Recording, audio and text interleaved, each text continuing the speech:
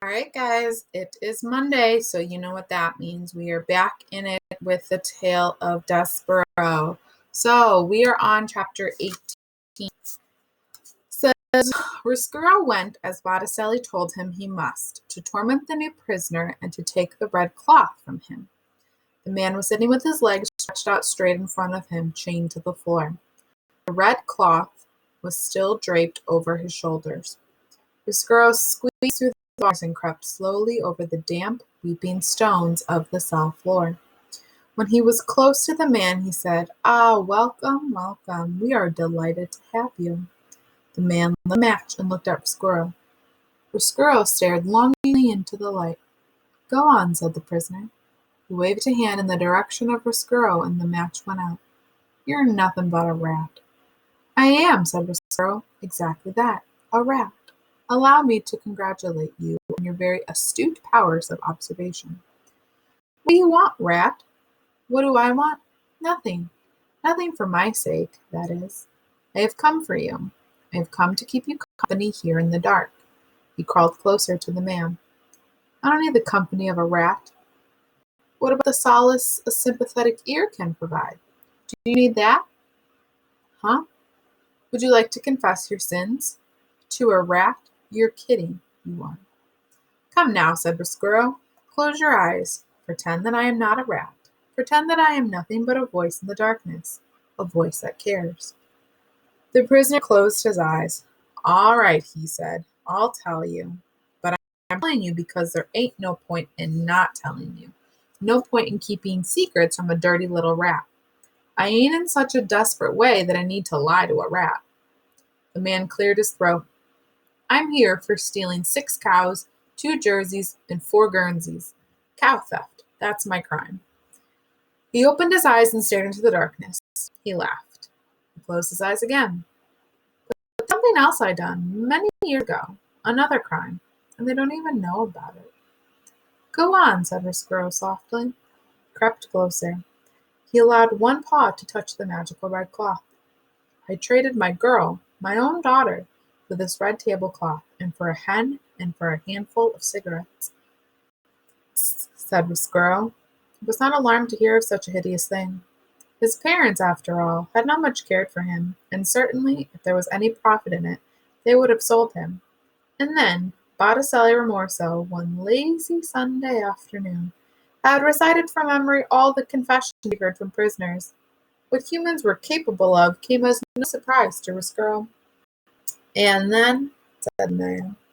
"And then," encouraged Riscuro, "and then I done the worst thing of all. I walked away from her, and she was crying and calling out for me, and I did not even look back. I did not.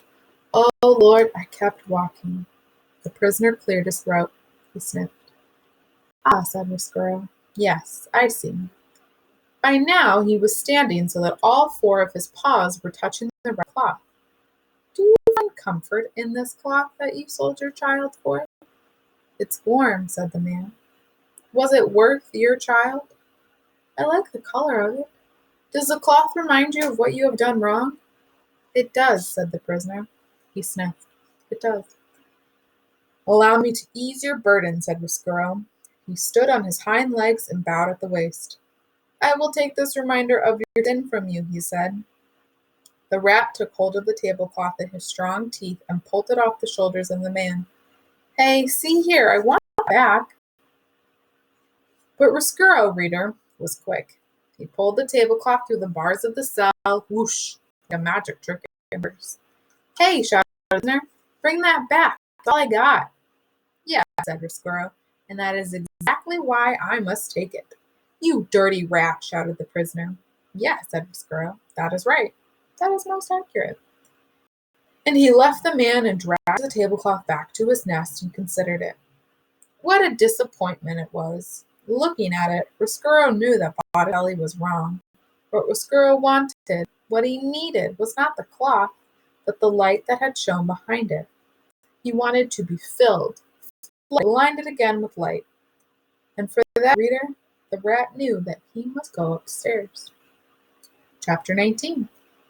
Imagine, if you will, having spent the whole of your life in a dungeon. Imagine late one spring day, you step out of the dark and into a world of bright windows and polished floors, winking copper pots, shining suits of armor, and tapestry sewn in gold. Imagine. And while you are imagining those things, imagine them too. Imagine at the same time the rat steps from the dungeon and into the castle, a mouse is being born upstairs. A mouse, reader, who is destined to meet the light bedazzled rat. But that meeting will occur much later. And for now, the rat is nothing but happy, delighted, amazed to find himself standing in so much light. I, said Despereaux, spinning dizzily from one bright thing to the next. I will never leave. No, never. I will never go back to the dungeon. Why would I? I will never torture another prisoner. It is here that I belong. The rat waltzed happily from one room to room until he found himself at the door of the banquet hall. He looked inside and saw gathered there King Philip, Queen Rosemary, the Princess P, 20 noble people, a juggler, 4 minstrels, and all the king's men. The party, reader, was a sight for a rat's eyes. Despereaux had never seen happy people. He had only known the miserable ones. Gregory the jailer and those who were consigned to his domain did not laugh or smile or clink glasses with the person next to them. Despereaux was enchanted. Everything glittered. Everything. The gold spoons on the table, and the jingle bells on the juggler's cap, the string on the minstrel's guitars, and the crown on the king and queen's heads. And the little princess, how lovely she was, how much like light itself.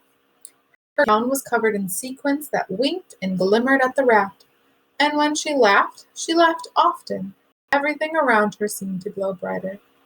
Oh, really, said Despereaux, this is too extraordinary. This is too wonderful. I must tell Botticelli that he was wrong. Suffering is not the answer. Light is the answer. And he made his way into the banquet hall. He lifted his tail off the ground and held it at an angle and marched in time to the music the minstrels were playing on their guitars. The rat, reader, invited himself to the party. And we will pick up with chapter 20 tomorrow. You do have an assignment today about what you've gone over with this video, so make sure you're all caught up in your reading and you get to your assignment.